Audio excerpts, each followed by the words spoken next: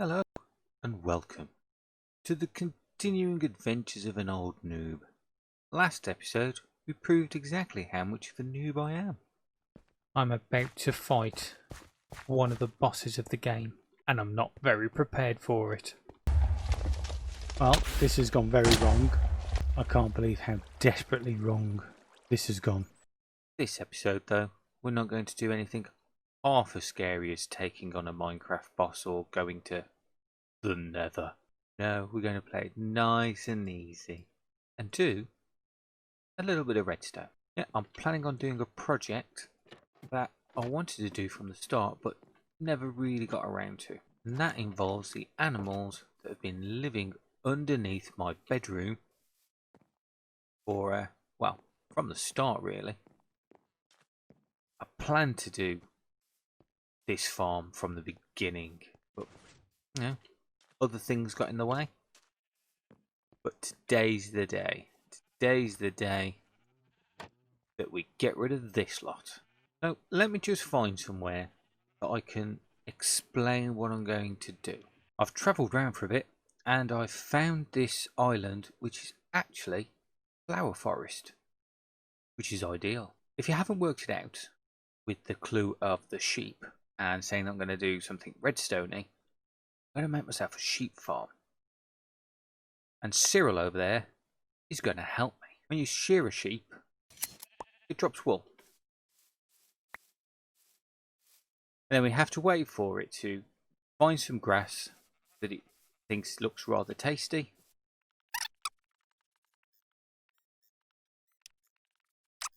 Oh, there you go. Ate the grass, got its wool back. But the farm I'm going to make means that the sheep can't move. And it's just there, sat on grass, waiting to eat it. I mean, we live on an island. Grass is precious.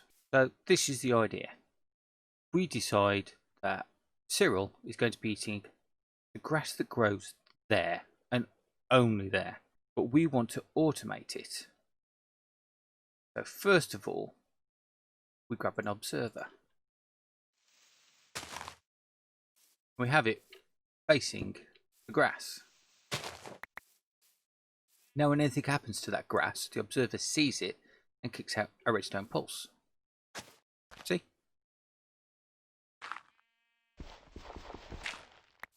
So the idea is when the sheep eats the grass that's there, the observer sees it and kicks out a pulse, which goes into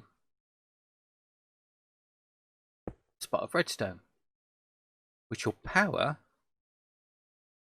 this here dispenser, which is facing the sheep. And then the dispenser is shears, which will shear the sheep. Simple. But then you just get wool that's just here, going nowhere. So we need a way to collect the wool.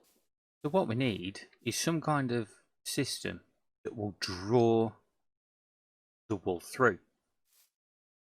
Now in the pumpkin farm that I made, I had a minecart that went around picking up all the pumpkins. Well, there's no need for all those rails for a single farm like this. Let me just show you. If I put down a hopper and then I put down a block on top of the hopper, if I throw anything on top of that block, it's just going to stay there. The hopper's not going to do anything. However, if I put a hopper minecart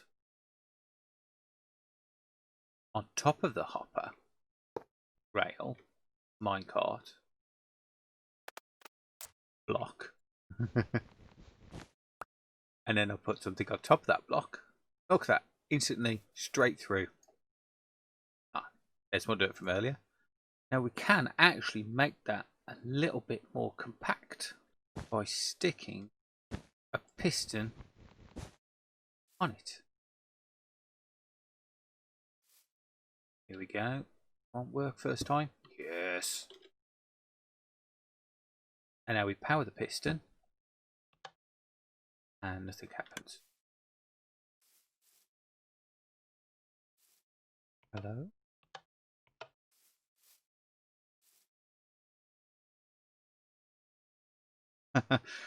See, noob mistake.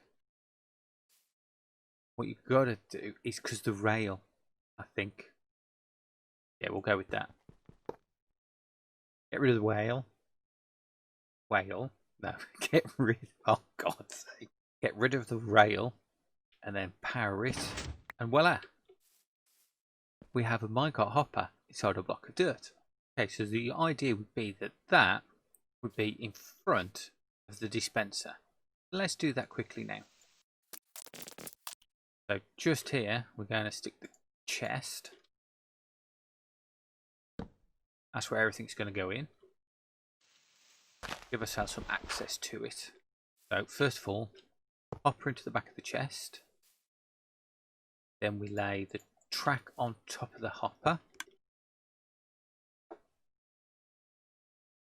Hopper minecart on top of the tracks. Get rid of the tracks.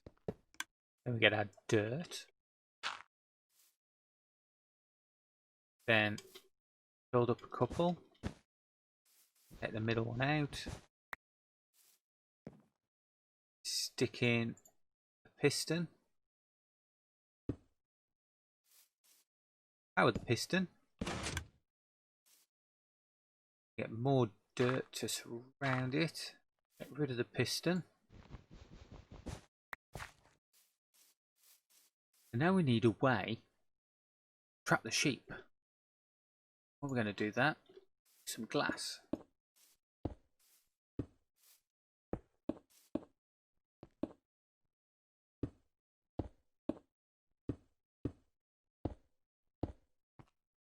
The reason for the glass is it doesn't destroy the grass and allows the grass to spread.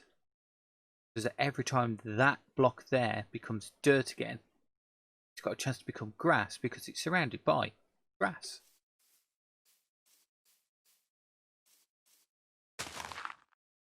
Now we'll put a block there and hopefully we can get a sheep to come to us.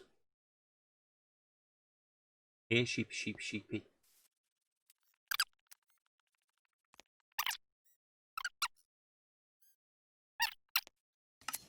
And there we go. Every time that sheep eats that grass, the observer down there will see the change, send out a redstone pulse, which triggers that redstone, which triggers this dispenser, which shears the sheep, and the wool goes straight into the chest. I think this is a great little farm, and I can't wait to put it on the island. I'd just like to say though, it's not me that came up with this idea. I first saw it by Pixel Riffs. I'll put a link in the description to his video, but I'm sure other YouTubers have come up with similar ways to do it, if not the same way, because it's such a simple farm. There are 16 dyes in Minecraft, and most of them can be found from flowers. So while I'm here, I'm going to pick a few flowers so we can dye the sheep the colour that we want. In the meantime, thank you so much for your help, but I need the resources.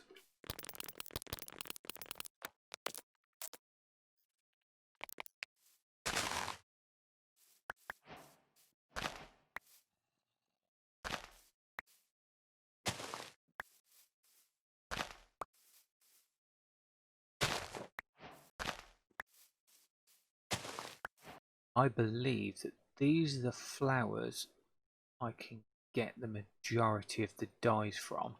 The rest I've actually got back at the base. So here we are back at the base. I'm going to need a couple of cactus, an ink sac. I've got some bone meal already. Let's get this going, eh? So, Azure, whatever, gives us light grey. Ink sac gives us black. Get another ink sac.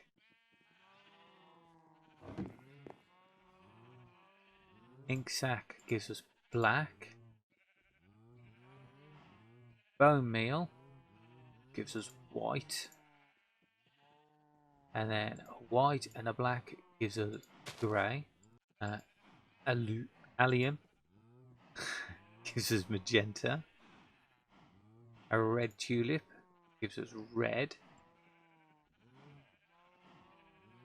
White tulip gives us light grey, but we've already got light grey, so we can forget about that. Peony gives us pink. Orange tulip, orange, obviously. Cornflower gives us blue. That's not the only thing that gives us blue. Get the white. Also, lapis gives us blue. And then a blue and a white give us a light blue. Sunflower gives us yellow.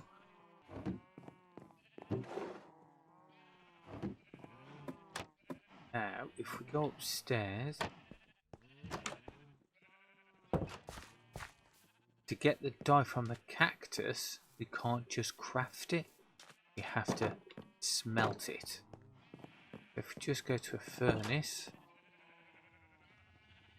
and we've got green dye. So if we put that one with white, that gives us lime. Okay, and now we've got another green. If we mix that with a blue, that gives us cyan. Okay, so another blue, another red. Put those together and we get a purple. Just one more to get, and it's going to be, well, not difficult. Just I've got to try and find the biome it's in. Somewhere out there is a jungle, and that's where I'm going to find the ingredients for brown dye. Well, according to my calculations, we should be coming up onto a jungle around about now. There we go. Look at that for timing. So somewhere here is the thing we need to make brown dye. I think I can see some just there. And there, especially there.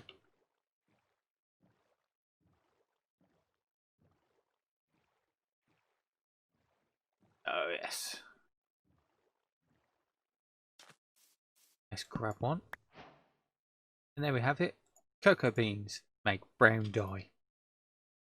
So I think that's it. We've got them all 16 colours. And while I'm here, I'm going to collect a few more and maybe some saplings as well for the trees. Right, I think 10 saplings should do to get some jungle trees on my island. You know, it took me 3 Minecraft days to get here. Sure, it'd be quicker if I had an elytra. Might be time to go to the end soon. Here we are, back at the island with all the dyes that I need. Now, this farm that I want to build is, well, it's going to be big.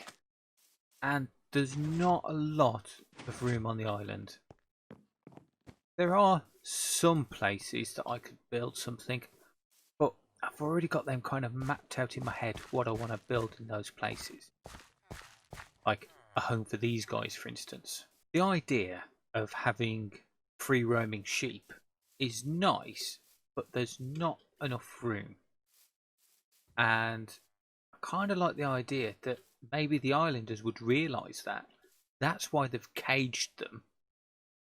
And maybe they start to build out from the island on stilted structures. I think that might start looking pretty cool. And the couple of things that I still need to build on the island, obviously still build, but any more that comes, just start spreading out from the island. Anyway, these are the resources that I managed to get to build this. It did take me a while. I may have mentioned it a couple of times on Twitter. Give me a follow. Some people actually do. But I'm going to build out the base of it first, and then I'll show you what I'm going to do.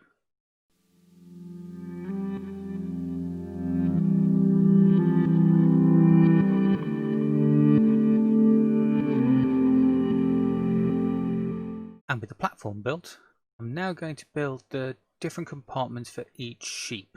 There's going to be 16 in total, 1 for each dye.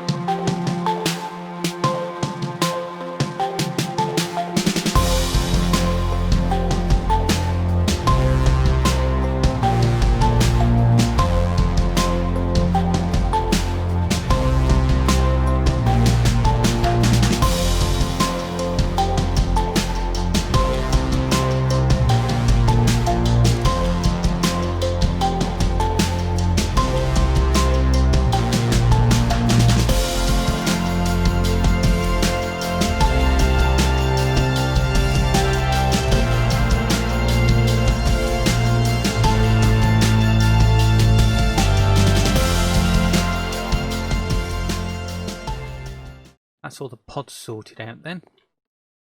For each individual sheep to get into. And we've got a way to collect their drops. So all good so far. Got some light up there. The light acts for two things. Not only does it stop mobs from spawning, but it also helps the grass grow. And I just feel a little bit better knowing that the sheep's got some light. Although it hasn't got much room to move. What's next is getting each sheep into them. That's easier said than done. But the first thing we're going to have to do is release them.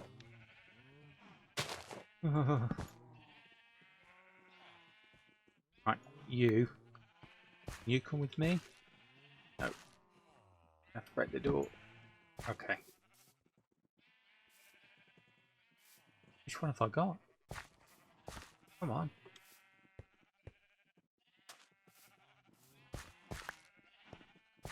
Okay, let's try grabbing one of these. Come on. That's it.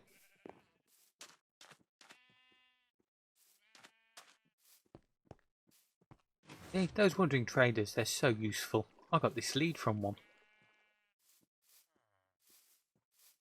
Come on. I wonder how easy it's going to be to get in. Don't fall in the water. Come on. Come on. Come on. And straight in the hole. And straight in the hole. No? Okay. Is it that? Is that in your... Yes. Awesome. Oh, that wasn't too difficult.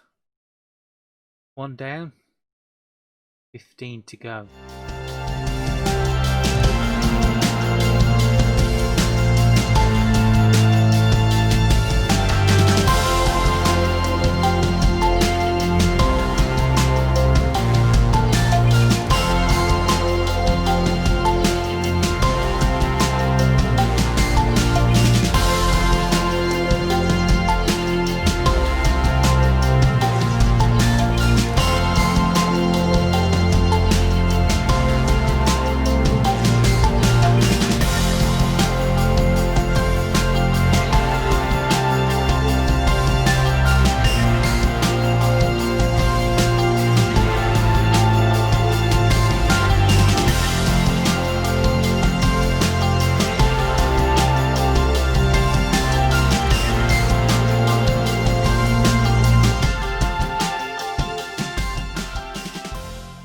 Well, that was surprisingly easy. I don't know if it was the lead or the fact that I was pushing them on glass, but they just went in straight away. They're so eager to help me. Good sheeps. And now to make them all colourful. Now to put shears in the back, and this farm is up and running. But it does mean that the sheep are now permanently without wool, because every time they eat, they get wool and it's just sheared straight off. So, I think we're going to put a house around them. Well, a barn, you know, just to keep them warm. Although living in glass houses, they might be warm anyway. Let's do a building time lapse.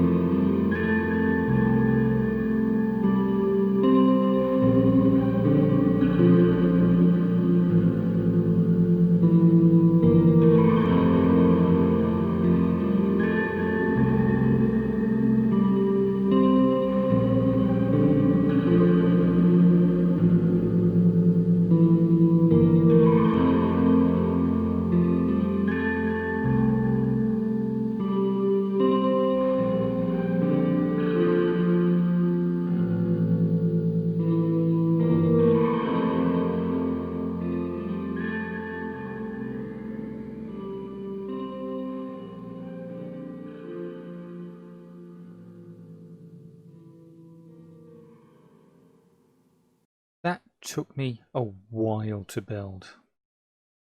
And it took me hours to edit that time lapse.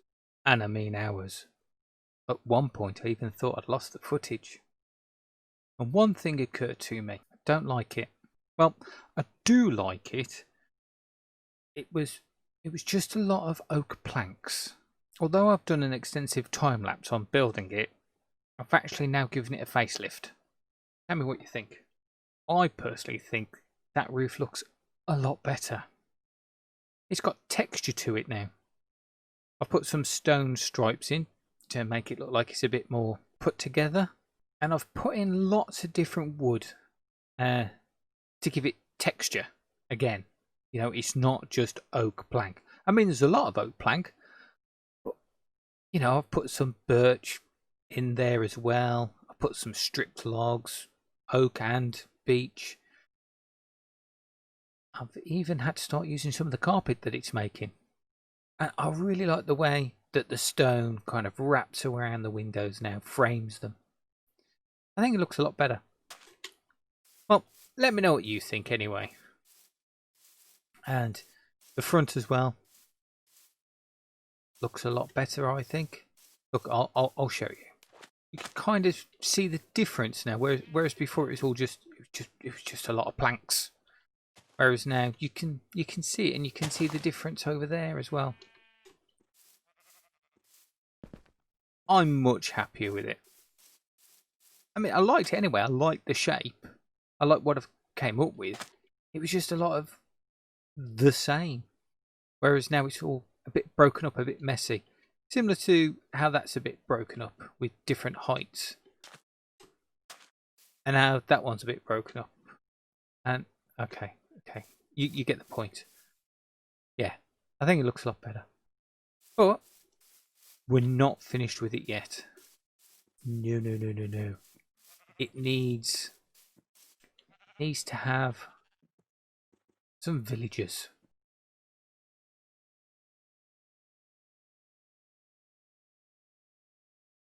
Right then, with those guys all moved in, let's go check it out. Right, let's have a look. The reason I put these trapdoors around here is one, they look like windows, but also they give us access to the back of the farms.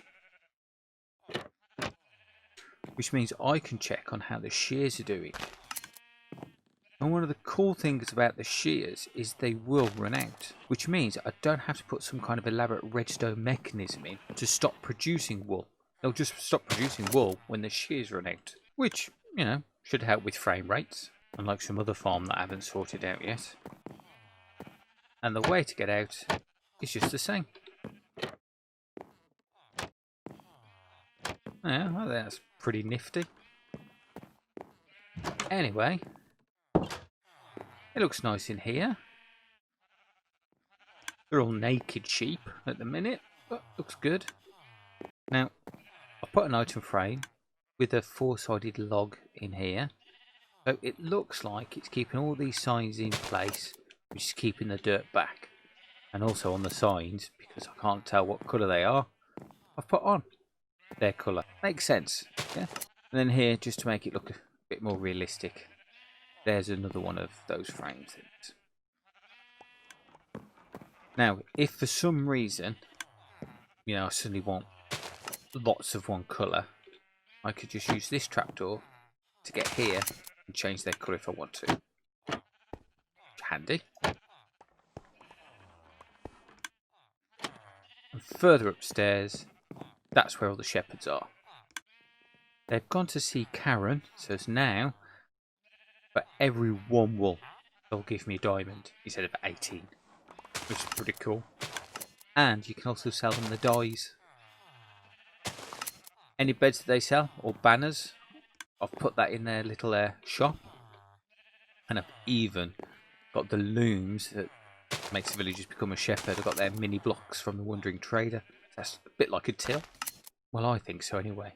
It's called Imagination. So there's 6 of them in total, all giving me emeralds for the wall downstairs.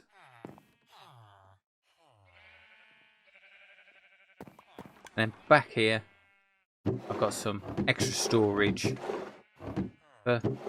just the things that get left over and left behind. So all in all, I kind of like it. And that's brought us to the end of the video as well. So I hope you liked it. The build and how to do the farming and everything else that made up this episode. If you did, consider giving us a like. And maybe even subscribe. And watch more of them. Anyway, till the next episode. Bye for now. Bye.